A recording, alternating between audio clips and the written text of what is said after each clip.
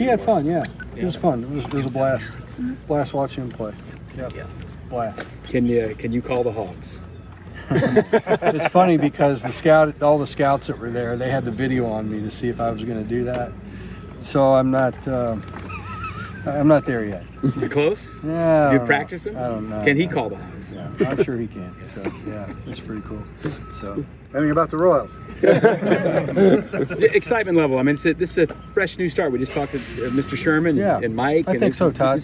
Todd, I really believe that. I mean, it's been an interesting offseason. We obviously had a managerial change. We've had ownership change, and so it's been challenging in some ways as we've tried to maneuver through all aspects of the organization and educating and everybody and getting everybody to understand the importance of just doing their job and not trying to feel like they have to prove their worth to a new owner, to a new manager. Just do your job. Do what you're paid to do, and you have a proven track record. We have excellent people here that have their decisions, their judgment has all been validated. They've won at the highest level, and but we're really thrilled. I feel like that we have a strong arsenal of arms here that can really improve our pitching staff, especially the back end. I like the potential matchups there, and then of course our position players I believe are really, really good and talented and continue to get better. But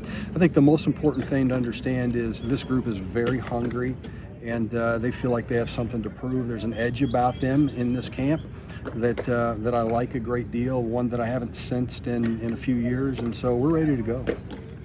Not many guys that have like more than 4 or 5 years experience in the major leagues, but the guys you do have that's on that roster are taking a bigger leadership role, do you feel? I feel like that's the case. Of course, I can't say enough about Alex Gordon. Alex is entering his 14th year in professional baseball, all with the same organization.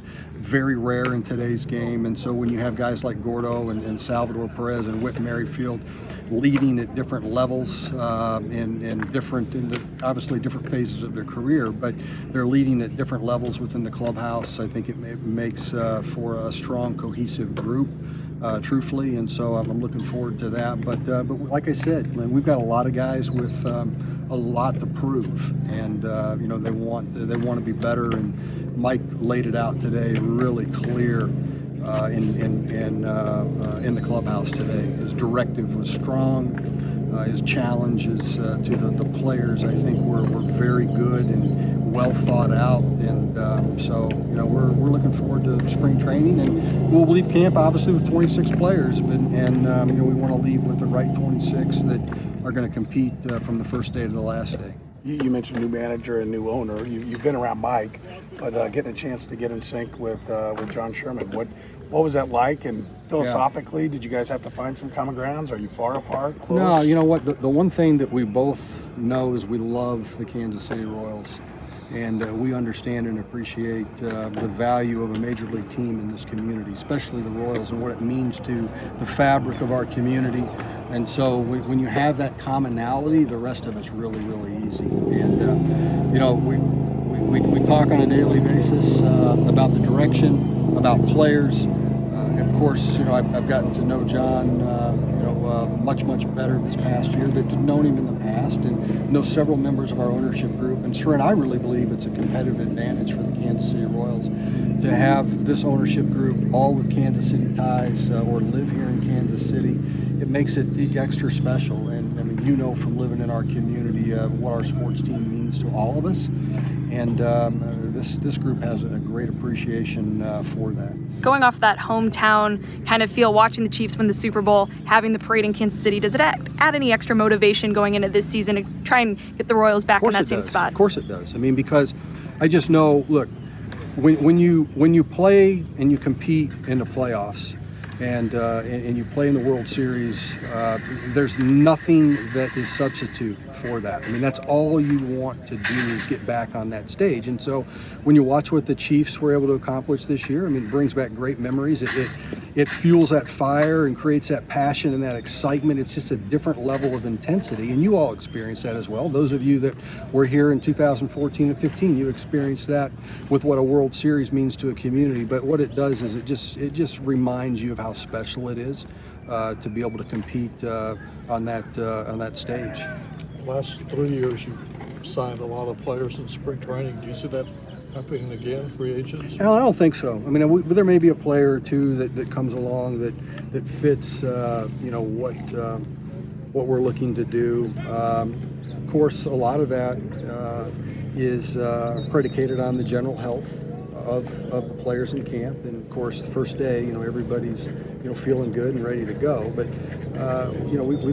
we know where to go if we need to add a player or two. We've got all the evaluations are completed, and we continue to talk to several agents around the game that represent players, and if we need to make an adjustment or two, we'll be prepared.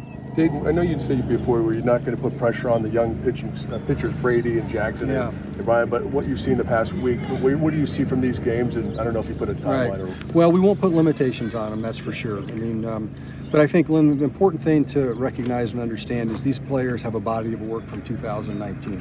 We make evaluations based on that body of work, and then we make projections on where they'll begin in 2020. And so you don't want to be fooled in spring training. You don't want to necessarily make evaluations in spring training. But look, all those pitchers will have their day in the major leagues, and the arsenal of pitches that they currently possess are good enough to get major league hitters out right now as we sit here today.